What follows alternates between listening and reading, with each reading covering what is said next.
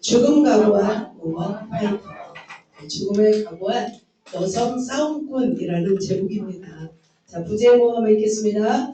살고자 하면 죽고, 죽고자 하면 산다. 여러분 어떻게 하시겠습니까? 사랑에 녹여지면 우리가 죽는 줄 믿습니다. 자, 에스더 말씀입니다. 같이 한번 에스더 말씀 보도록 하겠습니다. 시작. 당신은 가서 세상에 있는 유다인을 다 모으고 나를 위하여 금시간에 밤낮 3일을 먹지도 말고 마시도록 마소서. 나는 나의 신녀와 더불어 이렇게 금식한 후에 규례를 어기고 왕에게 나아가리니 죽으면 죽으리라 하니라. 아멘. 그래서 오늘 찬양도 죽으면 죽으리라 찬양을 했습니다. 자, 하나님은 여러분에게 관심이 있으십니다. 하나님은 이 나라의 민족에게 관심이 있으십니다. 자, 그렇다면 하나님이 또 특별하게 관심이 있는 사람이 있습니다. 하나님이 또 주목하고 눈여겨보시는 사람이 있습니다. 어떤 사람일까요? 네. 하나님과 그의 나라를 위해서 죽고자 하는 사람에게 또 하나님은 관심이 있습니다. 여러분 주님을 위해서 죽기를 각오하십니까? 네. 소리는 좀 작네요. 오늘 본문에 나라를 위하여 생명을 걸고 투쟁한 여인, 그러니까 우먼 파이터라고 하죠. 그래서 여성 싸움꾼이죠. 어떻게 보면 생명을 걸고 투쟁한 여인이 등장합니다. 그 사람은 여인의 몸이었고 포로의 신분이었습니다. 그는 페르시아 수상국에 살고 있었던 에스더라는 사람이었습니다. 그는 BC 597년 에스겔 선지자와 함께 2차 바벨론 포로로 끌려왔던 사람이었습니다. 그 당시 바벨론이 굉장히 넓었죠. 근데 에스더는 그 바벨론 제국에 살다가 이제 페르시아로 이어지는 상황 속에서 그 제국에 뭐가 되냐면 왕후가 됩니다. 어찌 보면 이 설정이 굉장히 영화 같은 이야기 아닐까요? 그죠? 여러분 신데렐라 이야기 아시죠? 그죠? 신데렐라 이야기처럼 포로가 어떻게 된 거예요? 나중에 왕후가 된 거예요. 그것은 어쩌면 인간 승리일 수도 있고 하나님의 놀라운 섭리가 아닐 수 없습니다. 그러면 상황을 잠깐 살펴보도록 하겠습니다. 보면은 바벨론이 망하고 이제 페르시아가 독점하였습니다. 그래서 키루스 2세라고 써있죠. 그 가운데 자 키루스 2세가 고레스 왕입니다. 고레스. 그래서 왕의 계보를 보면 고레스, 다음에 캄비세스, 그 다음에 다리우스, 크세르크세스, 아하수에로 왕입니다. 우리는 이 4명만 오늘 살펴봅니다. 자, 그 중에서 오늘 등장한 왕은 크세르크세스, 바로 아하수에로 왕입니다. 자, 고레스 왕이 죽습니다. 죽고 나서 그의 아들 캄비세스가 왕이 됩니다. 캄비세스가 이집트로 원정 나갔다가 파상풍으로 죽게 됩니다.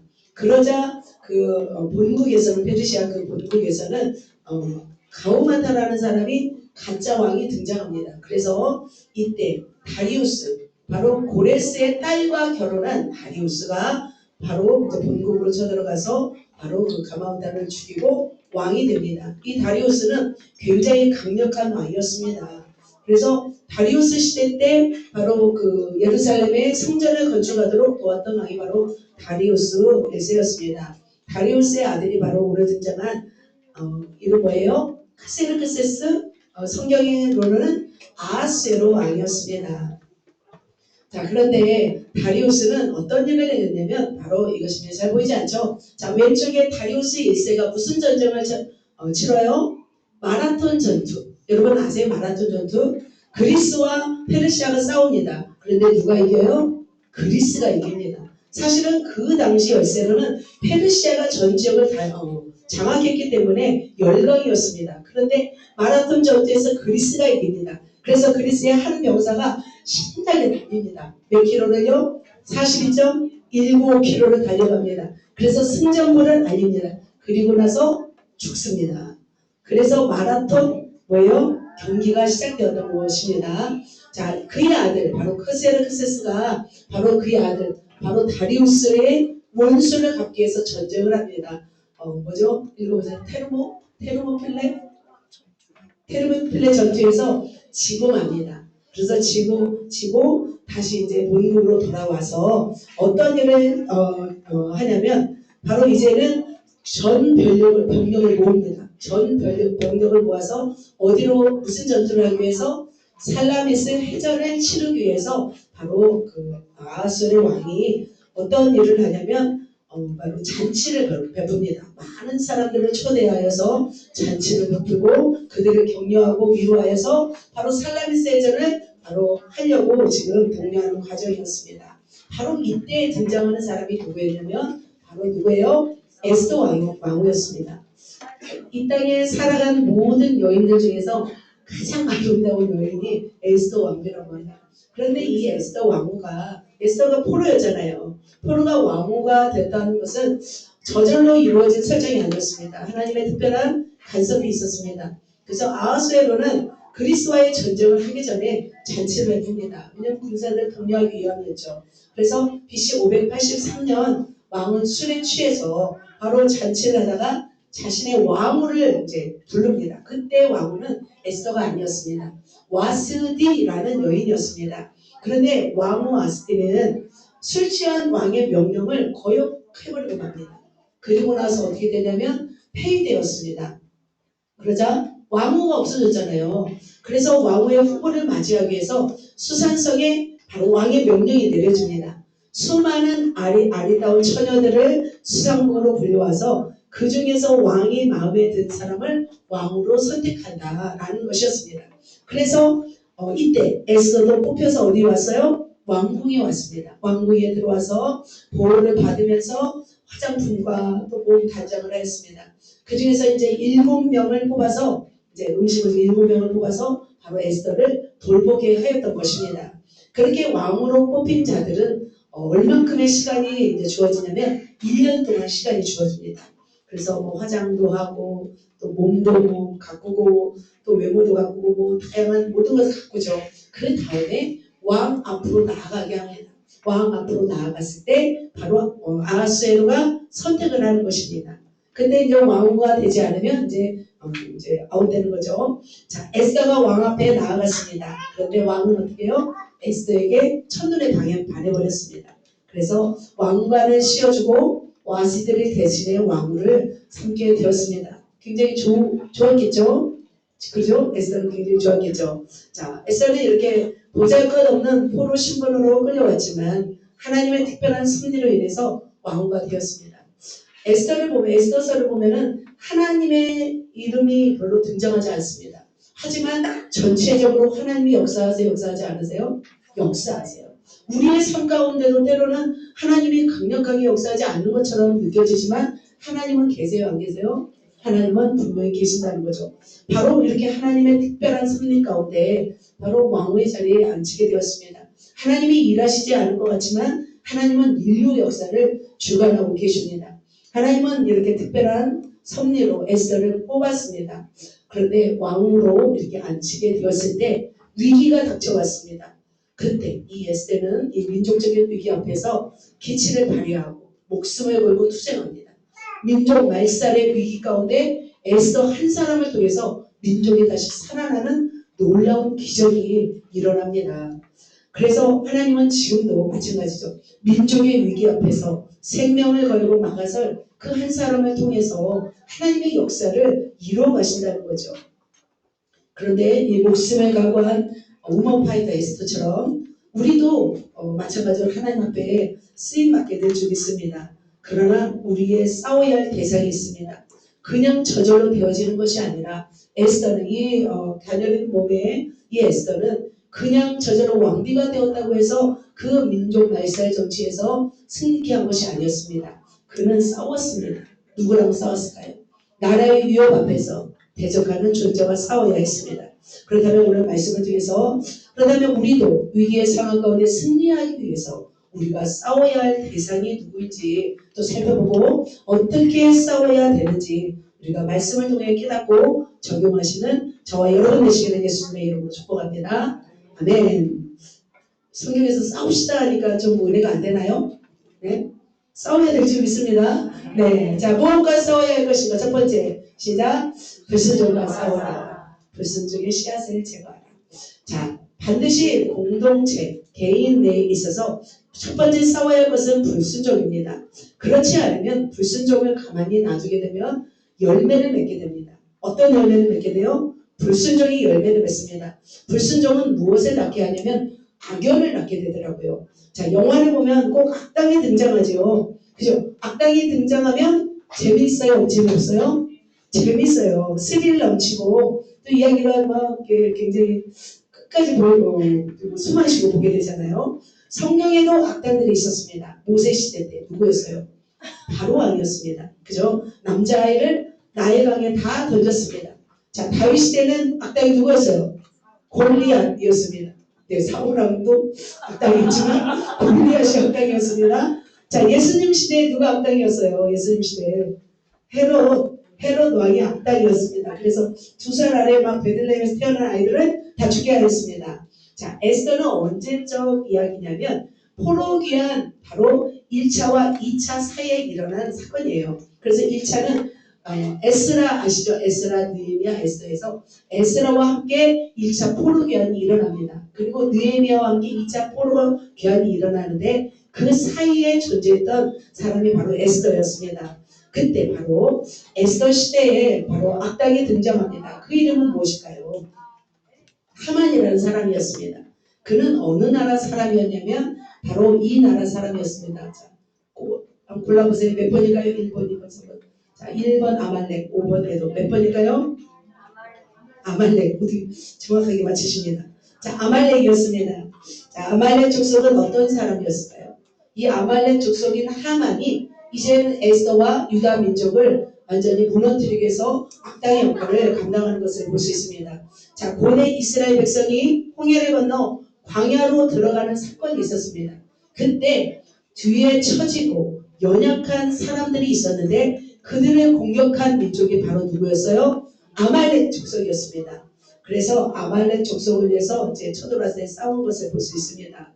바로 이 말씀이죠. 너희는 애굽에서 나오는 길에 아말렉이 내게 행한 일들을 기억하라. 곧 그들이 너를 길에서 만나 내가 피곤할 때 내 뒤에 떨어진 약한 자들을 쳤고 하나님을 두려워하지 아니하였느니라. 바로 굉장히 야비한 민족이 아말렉 민족이었어요.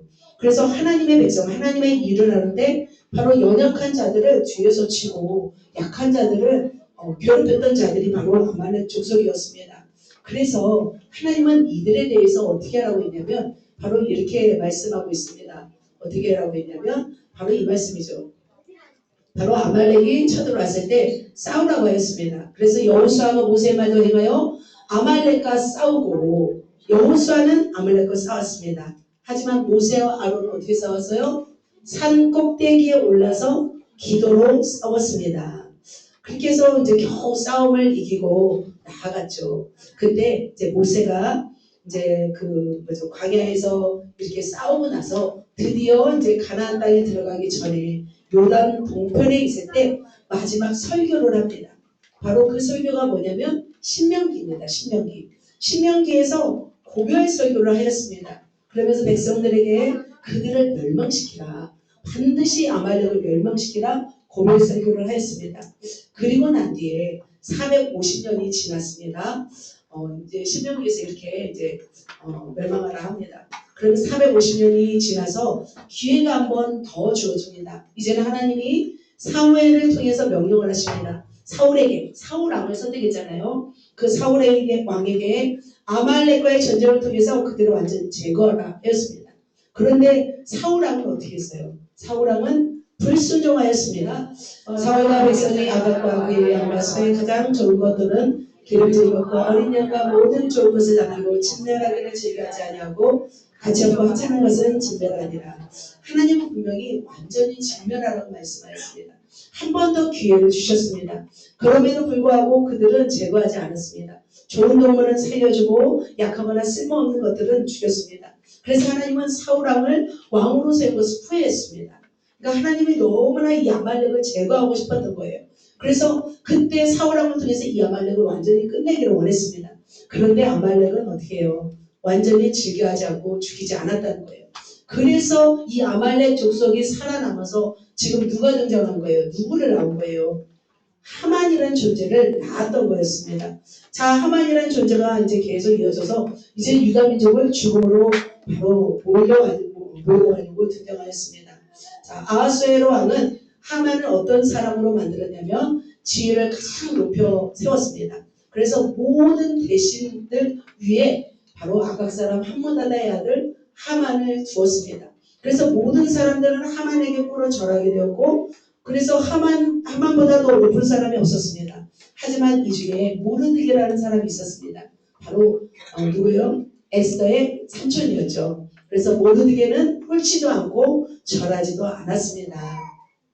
바로 이처럼 이런 일들이 이제 일어나는 거죠. 일어나는 것이 일어났는데 그 과정을 보면 이제 페르시아 수산성에는 하만이 주도하에 이제는 그 누구도 막을 수 없는 권세자가 되었습니다. 그래서 어떻게 보면 페르시아를 지금 뭐 주물럭주물럭하는 그런 실세가 되었다는 거죠. 그렇지만 바로 하만은 그걸로만 끝나는 것이 아니라 자신에게 절을 하지 않는 바로 누구예요? 바로 모르드게에 속한 모든 민족을 없애려는 계획을 세우게 되었습니다.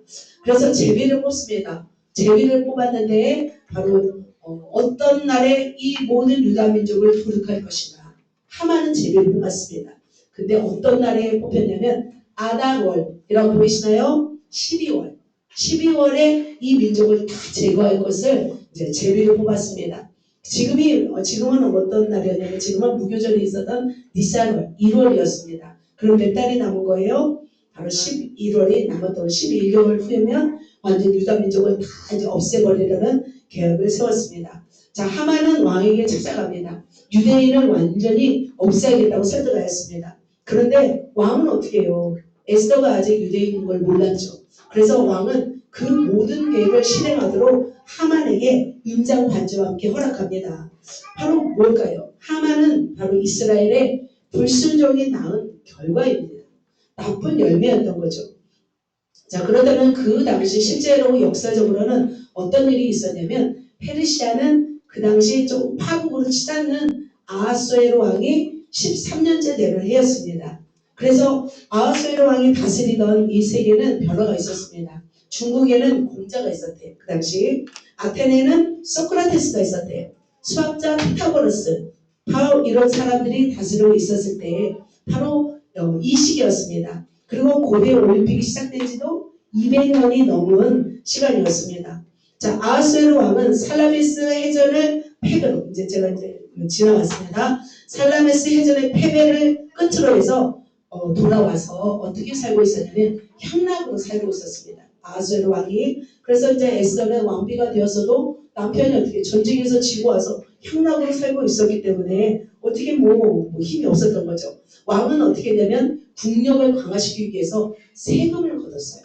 그래서 소수 민족들에게 다 세금을 걷었기 때문에 여기저기에서 반란이 일어났습니다. 그래서 유대인을 없애고 그들의 무엇을 차지하겠다는 거였어요? 재산을 차지하겠다는 이유로 바로 왕에게 하만은 이야기를 했던 거예요. 왜냐하면 그 당시 그 원정과 끊임없는 반란으로 인해서 국고가 소진된 상태였습니다. 그래서 왕의 생각으로 볼 때는 이 일이 굉장히 솔깃한 제안이었던 거죠. 왜냐하면 유대인들이 반란 세력으로 생각하게끔 했던 거죠. 그래서 이제 죽이라는 조서가 어떻게 되냐면 페르시아 전역에 이제 퍼지게 되었습니다. 그래서 13절, 15절에 보면은 12째 달 아달월 13일에 하루 동안에 이제는 다 죽이고 그 재산을 뭐하래요? 탈취하라. 그래서 유대인들을 젊은이들, 어린이, 여인들을 막론하고 다 죽이고 진멸하고 재산을 탈취하도록 조서가 내려졌다는 거죠.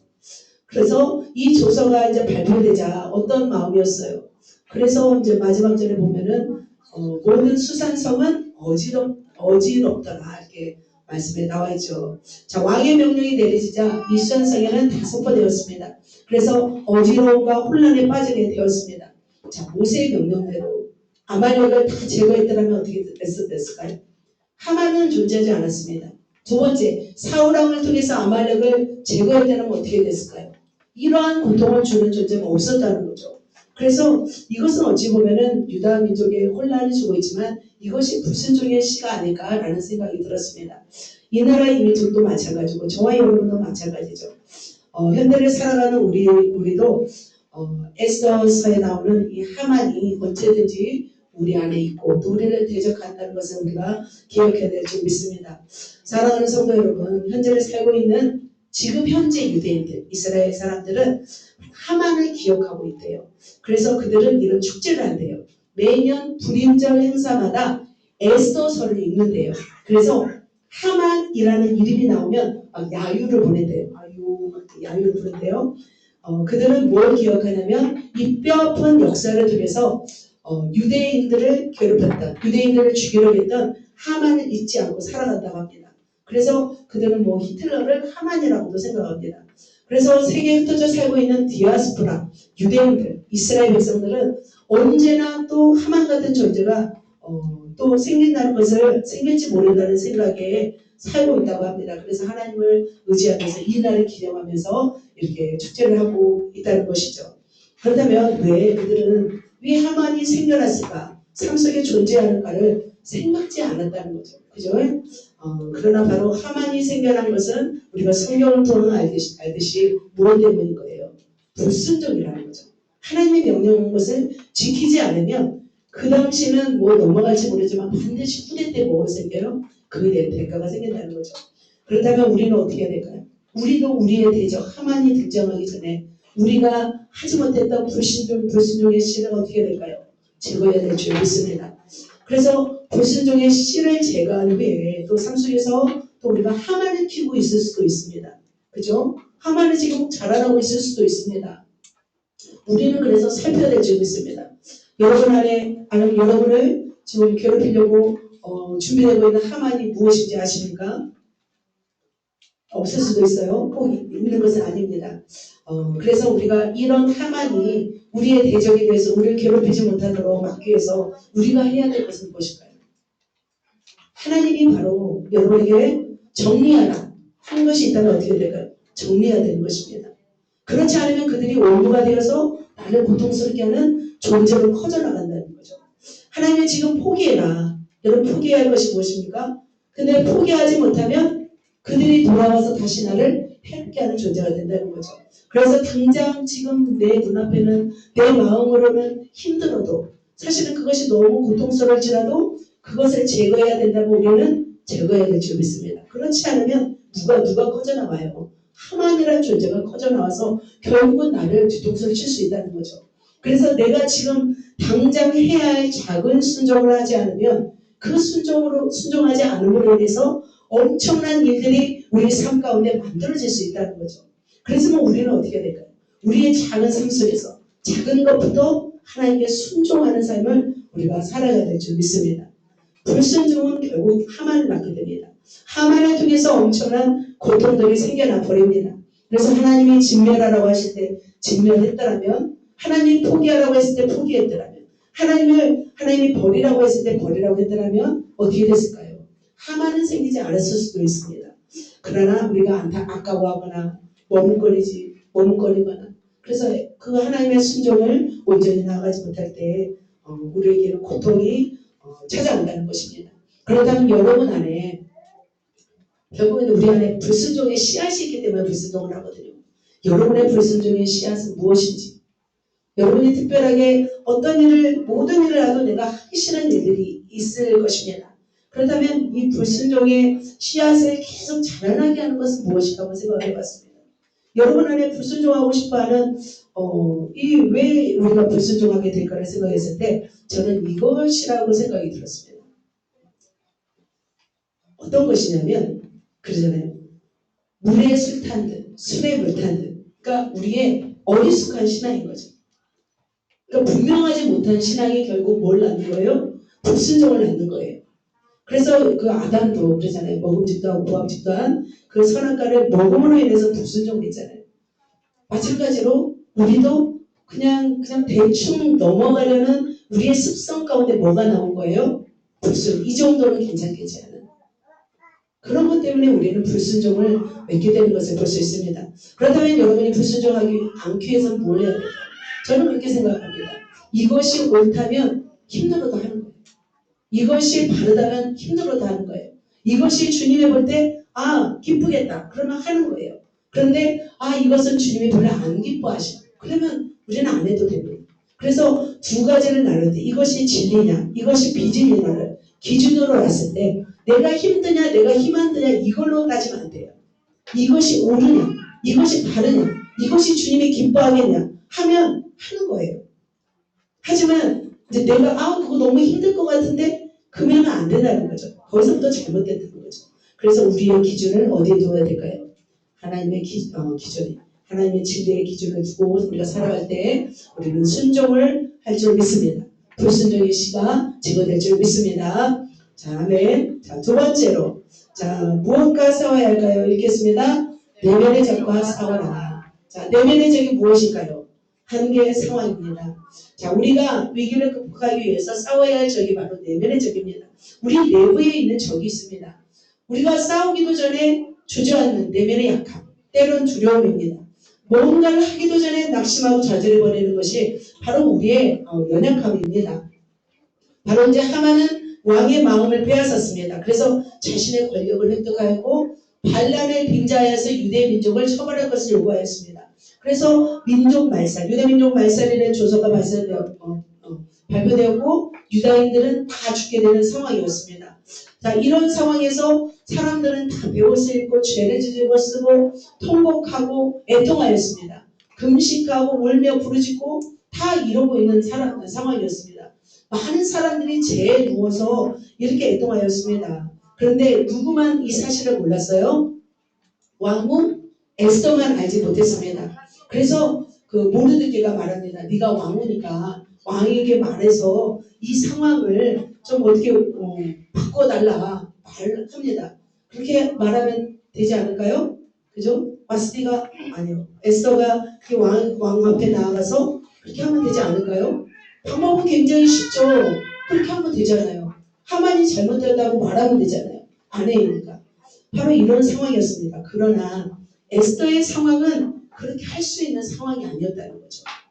바로 8절 11절에 나오는데 어떤 상황이었냐면 바로 두 번째 줄 보면은 남녀를 막론하고 부름을 받지 아니하고 안뜰에 들어가서 왕에게 나아가면 오직 뭐예요? 죽이는 법이다. 그 다음에 두 번째로 부름을 입어 왕에게 나아가지 못한 지가 이미 며칠이 지났어요? 30일이 지났어요. 바로 왕 앞에 나아갈 때 금규를 내릴 때 바로 살 수 있어요. 그러나 금규를 내리지 않으면 왕후라도 살 수 없는 그런 상황이 되었습니다. 그리고 이제 에스더에 대한 사랑이 식기 시작했어요. 왜냐하면 그 당시 이제 아하수에로 왕이 이제 그 살라미스 해전도 다 패하고 그런 상황이 되었기 때문에 향락을 지키고 있었습니다. 이쁜 사람이 에스더만 있는 게 아니라 막풍 있었잖아요. 그래서 이렇게 에스더도 이제 이 상황들이 굉장히 힘들었습니다. 그러자 말합니다. 지금 이 자리에 오른 것이 때를 위하지 않겠습니까? 모르드게가 이렇게 말하였습니다. 그러자 이제 13절에 보면은 모르드게가 있죠. 그러시기에 에스더에게 회답하되 너는 왕궁에 있으니 모든 유다인 중에 홀로 목숨을 건질 거라 생각하지 말라. 너도 죽을 수 있다. 라고 말하는 것이었습니다. 그렇다면 에스더는 어떤 마음이었을까요? 왕과의 사이도 좋지 않았습니다. 왕의 심기는 늘 불안하였습니다. 왜 불안했어요? 바로 이것 때문에 불안했죠. 전쟁에서 다 졌어요. 그래서 전 병력을 다 동원하여서 살라미스 해전에 나아갔지만 승전하지 못하고 다 패배하고 말았습니다. 그래서 페르시아는 이때부터 힘을 잃기 시작하죠. 군사력은 사기가 떨어졌고 힘을 잃어가는 상황이 되었습니다. 그래서 왕은 뭘 이제 실감을 했냐면 자기의 죽음이 이제 실감이 되었습니다. 그래서 많은 사람들이 이제는 왕을 어떻게 하려고 할까요? 죽이려고 했죠. 백성들도. 그죠? 그래서 어떤 자객들이 있을까봐 왕은 어떤 조치를 내리냐면 왕 앞으로 나가오는 몇 미터 아니겠죠. 몇 미터 안으로 들어오는 사람은 다 뭐하라? 죽이라고 명령을 했던 거예요. 그래서 아무리 왕비라 했을지라도 나아가는 행동은 뭐예요? 굉장히 목숨 건 행동이었습니다.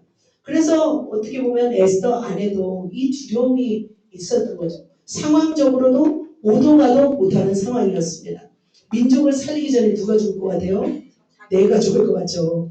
그래서 에스더는 가장 두려움이 바로 이런 거죠. 금호를 내리지 않을 것 같은 두려움. 그리고 왕으로서 어떤 법칙을 어기는 거잖아요. 규례를 어기고 나아가는 것이 너무나 힘든 한계의 상황이었던 것이죠. 자, 여러분이라면 어떻게 하시겠습니까? 여러분이 왕후다. 자, 나아가시겠습니까? 겁 없으시잖아요, 우리 전사님. 나아가세요? 나가요? 죽으면 어떡하려고? 네, 그러다가, 자, 에스더는 참 대단한 것 같아요. 대단한 여인 같습니다. 기껏해야 이제 20대 후반에 30대 됐겠죠. 하지만 자신의 힘으로는 나갈 수 없는 걸 알게 되었어요. 그래서 어떻게 할까요? 우리도 우리의 힘으로 한계상하 못 이겨요. 교회를 어떻게 이겨요? 그죠? 상황을. 그렇다면 어떻게 할까요? 유다인들을 모으고 이제는 뭘 할까요? 금식하게 됩니다. 같이 읽겠습니다. 당신은 가서 3일을 먹지도 말고 마시지도 마소서. 나도 나의 신녀와 더불어 이렇게 금식한 후에 규례를 어기고 왕에게 나가리니 죽으면 죽으리라. 네, 자, 유다인을 다 모으고 나를 위해서 금식하되 밤낮 3일을 먹지도 말고 마시지도 마셔서 나도 신녀와 더불어 금식한 후에 규례를 어기고 나아가겠습니다. 바로 죽음을 각오한 바로 기도였습니다.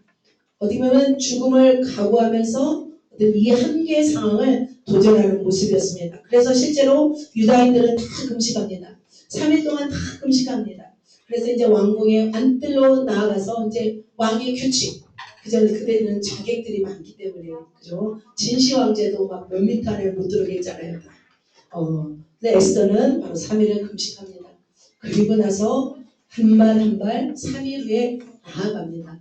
어떻게 보면 그 한 걸음은 어떤 걸음이었을까요? 생명을 건 걸음이지 않았을까요? 위험을 무릅쓰고 자신의 한계를 넘어서서 그녀는 나아갑니다. 마음이 얼마나 두근두근했겠어요. 만약에 금호를 내리지 않으면 어떻게 해요? 에스더는 죽어요. 에스더만 죽는 게 아니라 유다 민족은 뭐 아예 그냥 살거든 가능성이 없는 거죠. 물론 하나님은 어떻게 하시겠지만 지금 상황으로서는 이런 상황이었습니다. 그렇게 왕 앞으로 한 걸음 한 걸음 목숨을 걸고 나아갔을 때 바로 하나님이 어떻게 역사하셨을까요? 바로 이렇게 역사하셨습니다. 읽겠습니다. 왕후 에스더가 들에 서는 것을 본즉 매우 사랑스러우시므로 손에 잡았던 금규를 그에게 내미니 에스더가 가까이 가서 금규 끝을 만지니라. 할렐루야. 하나님이 왕의 마음을 이렇게 편안하게 했나 봐요. 그래서 에스더를 보자 굉장히 이쁘게 또 사랑스럽게 보게 하셨습니다. 그래서 가서 금호를 만지게 되었습니다. 자, 사랑하는 성도 여러분, 우리가 살아가면서 여러 가지 환경을 만나고 한계를 만납니다. 그러나 그 한계를 극복하지 못하고 그 규례를 넘어서지 못하면 기적은 일어서지 않을 걸로 생각이 듭니다. 만약 에스더가 자신의 한계를 느끼고 그러면서 왕의 법칙을 깨지 않았더라면 어떻게 아무 일도 일어나지 않았습니다. 왜냐하면 왕이 힘을 잃고 나라가 기울여 있기 때문에 누구만 의지했겠어요? 왕은 간신배들 그들만 의지할 수밖에 없었던 거죠. 민족은 그렇다면 그렇게 나아가지 못했다면 유대 민족은 희망이 없었습니다. 지금 이런 결정 바로 에스더의 이 죽음을 각오한 이 결정은 바로 죽기를 각오한 에스더 한 사람을 통해서 하나님의 일을 이루시는 하나님의 기적이라고 생각이 듭니다. 그것만을 기도하지 않고 금식하지 않았다면 이 힘이 없을 것이었습니다. 없었을지도 모릅니다. 그러나 하나님께 나아가기 전에 그 왕에게 나아가기 전에 하나님께 기도함으로 승리하였습니다. 그렇다면 저와 여러분은 어떻게 하시겠습니까? 그것이 중요합니다. 우리 앞에 찾아오는 여러 상황들이 있으며 그런데 우리가 머물러 전진하지 못한다면 저와 여러분 삶 속에서 기적은 일어나지 않습니다.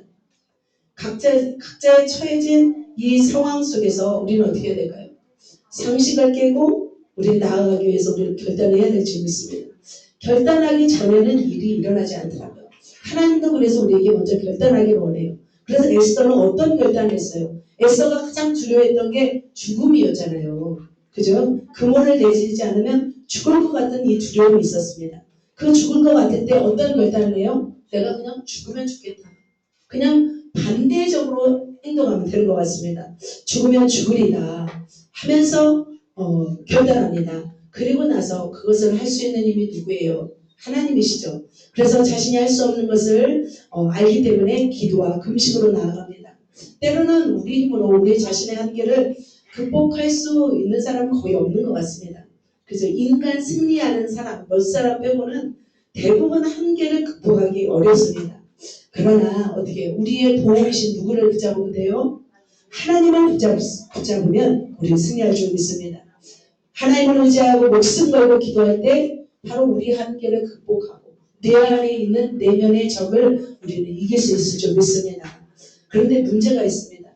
아예 포기해버리는 사람. 두 번째, 아예 시도조차 하지 않는다면 어떻게 해요? 그 한계를 극복하지 못하고 역사도 이루어지지 않습니다. 하나님이 왜 우리의 생각과 우리의 마음과 우리 입술을 왜 주셨겠어요? 우리의 몸을 언제 사용하라고 주셨겠어요? 바로 이때를 위함인 줄 믿습니다. 자, 우리가 기도할 수 있는데 낭망한다면 어떤 사람일까요? 기도할 수 있는데 낭망한다면 어리석은 것입니다. 우리가 기도할 수 있는데 포기해버린다면 그것은 미련한 것입니다. 우리는 기도할 수 있습니다. 여러분 금식할 수 있어요? 아프지 않은 사람은 다 금식할 수 있습니다. 당뇨 있는 사람은 좀 금식하기 어렵습니다. 하지만 또 그것도 금식할 수도 있더라고요. 하나님께서 원하시면. 바로 그러면 의지하면 하나님께서 이루십니다. 그래서 성경 말씀에 아무것도 염려하지 말고 오직 모든 일에 기도와 간구로 너희 구할 것을 감사함으로 하나님께 아뢰라 라고 말씀하고 있습니다. 우리가 할 수 없는 일은 누구를 의지해야 돼요? 하나님을 의지한다면 바로 하나님께서 여러분의 한계를 극복하고 또 그것을 뛰어넘어서 이겨 승리케 할 줄 믿습니다. 여러분 안에 아직도 내면의 적이 있다면 여러분의 그것이 무엇인지 아시잖아요. 그렇다면 그것을 어떻게 극복할까요? 기도함으로 그리고 도전함으로 하나님 앞에 이렇게 나아갈 때 하나님이 그렇게 이기고 승리케 할 줄 믿습니다. 아멘. 자, 마지막으로 한 번 더 어떻게 싸웠는지 한번 보도록 하겠습니다. 자, 세 번째 시작. 여호와의 적과 싸우라. 싸울 대상이 세 번째 여호와의 적입니다. 자, 여호와의 적과 싸울 때는 어떻게 될까요? 옆에 있겠습니다. 직면하라. 이것이 참 쉽지 않습니다.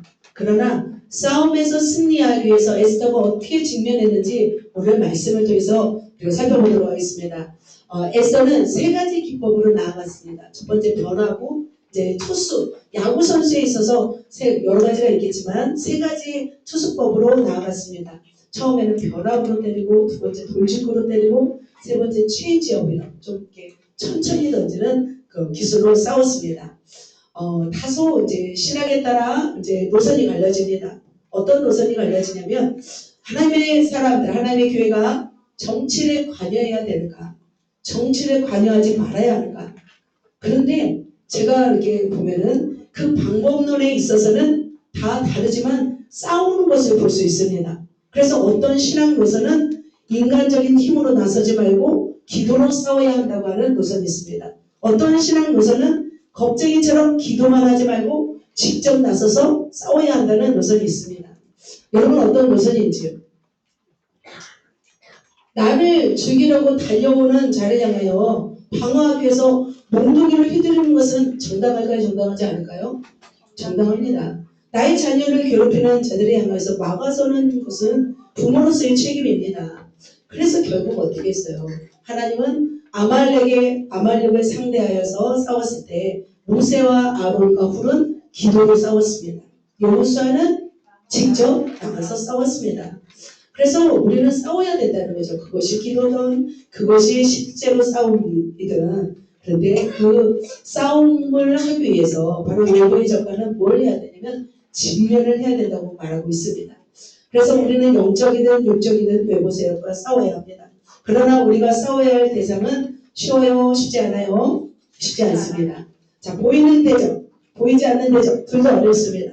그러나 그 대상에 대해서는 반드시 싸워서 우리는 승리해야 됩니다. 바로 이처럼 에스더는 어떻게 했어요? 내면의 적을 이겼어요? 못 이겼어요? 이겼어요. 자신의 한계를 극복하면서 교회를 어기고 하나님께 나아가자, 왕에게 나아가자 놀라운 일이 일어났습니다. 왕은 에스더를 보고 사랑스러워서 금모를 내려서 잡게 하였습니다. 그래서 그 만남이 시작되었습니다. 왕과의 만남이 이제 시작되었습니다. 그런데 왕은 에스더를 보고 너무 사랑스러워서 어떤 말을 하냐면 원하는 것이 있으면 다 말하라. 내가 나라의 절반이라도 주겠다 라고 말합니다. 바로 이때 에스더는 어떻게 했을까요? 성질이 급했더라면 어떻게 말했을까요? 에스더는 하만을 좀 물리쳐 주세요. 막 했겠죠. 그런데 아주 애써를 탁월합니다. 변화구를 던집니다. 어떻게 대처했냐면 이렇게 대처합니다. 같이 길지만 제가 먼저 읽고 에스더가 이르되 오늘 내가 왕을 위하여 잔치를 베풀어 싸우니 왕이 좋게 여기시거든 하만과 함께 오소서 하니 같이 읽겠습니다. 왕이 이르되 에스더가 말한 대로 하도록 하만을 급히 부르라 하고 이에 왕이 하만과 함께 에스더가 베푼 잔치에 아니라 그는 성급하지 않았어요. 지금 너무나 중요한 상황이잖아요. 성급하지 않고 침착하게 행동합니다. 왕과 하만을 자신이 베푸는 잔치 자리에 초대합니다. 굉장히 에스더는 주도 면밀했습니다. 서두르지 않았습니다. 침착하게 행동했습니다.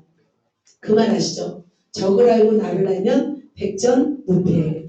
백전백승이 아니래요. 백전무패래요. 자, 에스더는 하만 대적을 이기기 위해서 서두르지 않았습니다. 먼저 잔치 자리에 초대하여서 그를 대면하여 마주합니다. 여러분, 원수와 지금 대면하여 마주한다는 게 쉬워요?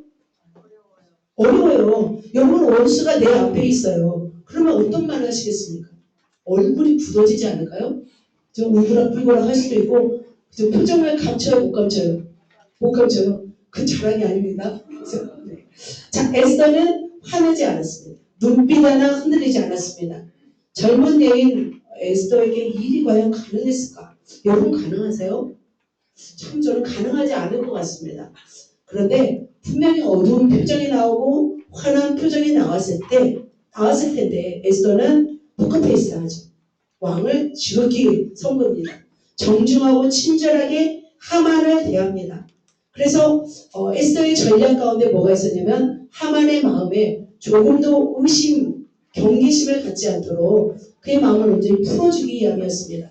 그는 알았잖아요. 하만이 얼마나 야비하고 술수가 많은 사람인지 알았기 때문에 바로 전면전을 치르기 위해서 그는 이렇게 시도를 하는 것을 조심스럽게 시도를 하는 것을 볼 수 있습니다. 자, 이렇게 베푼 잔치에서 잔치를 한 후에 그 다음에 또 무슨 말 할까요? 한 번 더 거기서 얘기하지 않습니다. 왕은 또 말했겠죠. 너의 소원이 무엇이냐? 그때 말할 때 한 번 더 말합니다. 무슨 말을 해요? 다음 날도 와주십시오 라고 말합니다.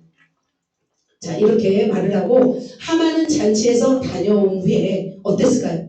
하만은 신이 났습니다. 에스더의 잔치에서 에스더가 자신을 죽이려고 하고 있다는 것을 조금도 의심하지 않았던 거죠.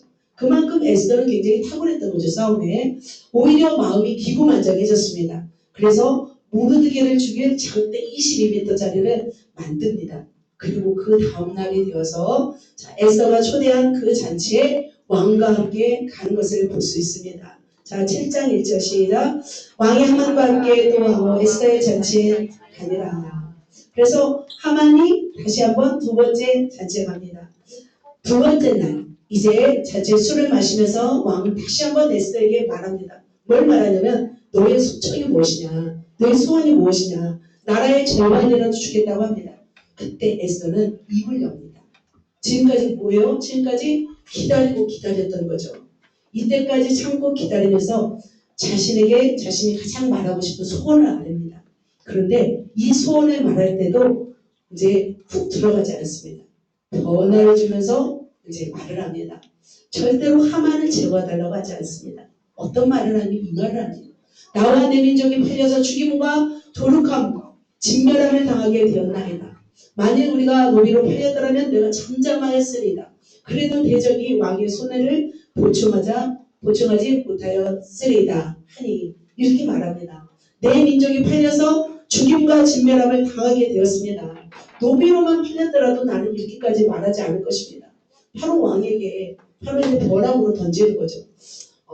그런데 에스더의 이 변화구에 어떤 일이 일어났어요? 바로 에스더의 말에 휘청이게 되었습니다. 왕이 휘청입니다.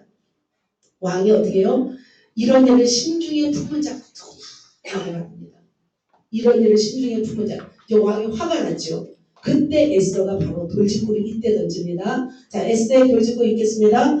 에스더가 이르되 대적과 원수는 이 악한 하만이 왕과 왕 앞에서 두려워하거늘.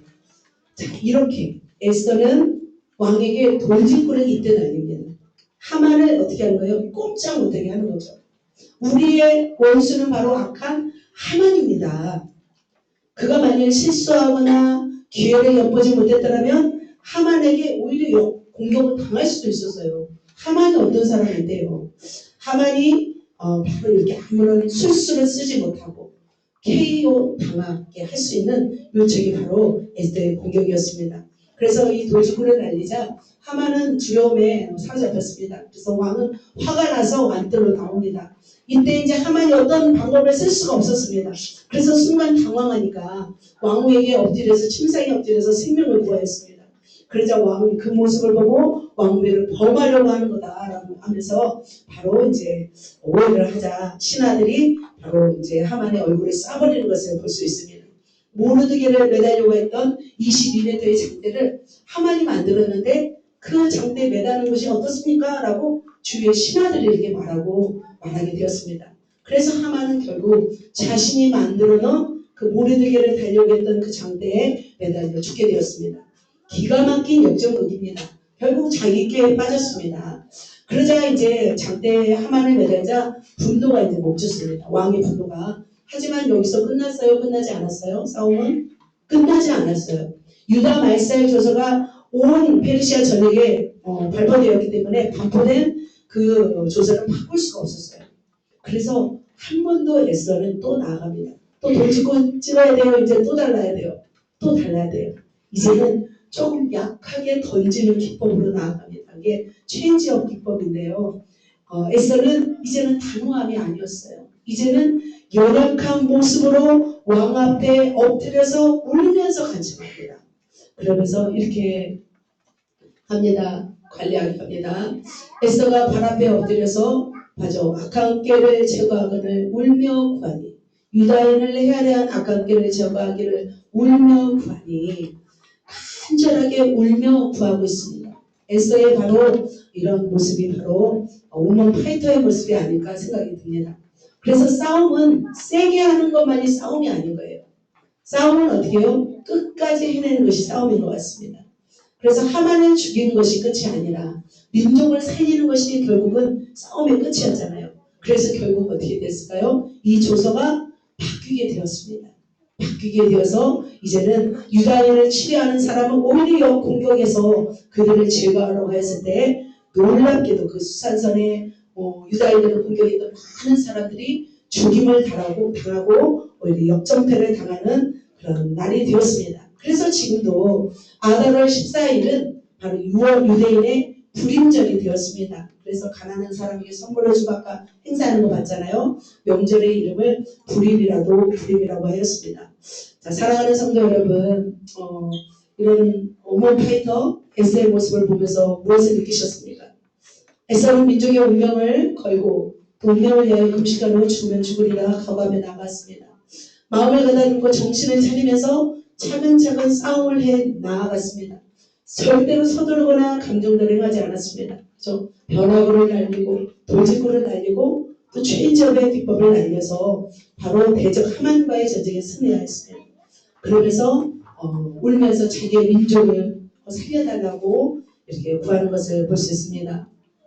이런 글이죠. 빼앗긴 들에도 봄은 오는가? 그죠? 그런데 봄이 올까요? 안 올까요? 봄은 오지만 봄을 볼 수가 없는 거죠. 민족이 다 죽어버려요. 그러면 봄이 와도 무슨 소용이 있어요? 절대 봄이 오지 않는다는 거죠. 에스더가 모르는 척하고 금식하지 않고 숨어 있었다면 민족은 말살되었을 것입니다. 하나님이 그러나 작정하신 일은 반드시 이루는 것을 볼 수 있습니다. 하나님은 지금도 저와 여러분 누군가를 통해서 하나님의 일을 이루십니다. 그러나 하나님의 카이로스 때에 순종하는 그 한 사람을 통해서 하나님은 그 뜻을 이루십니다. 그래서 민족을 살리는 사람은 결국 하나님의 사람에 의해서 또 하나님이 일하시는 것을 볼 수 있습니다. 이 나라가 자유민주주의 노선을 갈 수 있도록 길을 연 대통령이 있습니다. 그래서 이승만 대통령을 중심으로 해서 이 나라가 말씀과 기도에 세워진 나라였습니다. 그래서 오늘도 서울역 시청 광장 옆에 이번에 하나님의 사람들이 모여서 죽으면 죽으리라 이렇게 각오라며 모이지 않았을까라는 생각이 들었습니다. 그래서 저는 이제 세계교회의 손영호 목사님을 중심으로 하여서 정말 이 나라 이 민족을 향한 애타는 심정, 이 나라를 살리고 싶어하는 이 죽으면 죽으리다 이 각오한 심령에 그 한 분이 계셨기 때문에 이 일이 성사되지 않았을까라는 생각이 듭니다. 이분 말고도 수많은 하나님의 사람들이 기도하는 사람들이 기도하였기 때문에 지금 이 나라 이민족 위에 이러한 하나님의 연합된 공동체가 보여서 하나님께 예배할 줄 믿습니다. 자, 민족의 운명 앞에 담대히 나아가는 한 사람을 통해서 어떤 일을 이루시냐면 아무리 바람 앞에 촛불이 놓였을지라도 촛불은 꺼질까요? 안 꺼질까요? 꺼지지 않을 줄 믿습니다. 나비 효과라는 말이 있습니다. 어느 한 곳에서 일어난 작은 나비의 날개짓이 어떤 큰 지역, 유역의 태풍을 일으킬 수 있다는 이론입니다. 작지만 여러분 한 사람 한 사람이 정말 날개짓을 하면서 하나님 앞에 몸부림을 친다면 이 나라의 놀라운 태풍 같은 부흥의 역사가 일어날 줄 믿습니다. 그래서 이 나라를 위해서 정말 목숨을 걸고 지켜야 할 일, 바로 그 일을 위해서 우리 한 사람 한 사람에게 맡겨진 일을 우리는 감당해야 될 줄 믿습니다. 그래서 이 나라뿐만 아니라 여러분 자신도 마찬가지죠. 악의 손아귀에 들어가지 않도록 우리는 노력해야 되고 막아서야 됩니다. 민족의 대사명 앞에 우리도 어떻게 해야 될까요? 숟가락을 얹어야 되지 않을까요?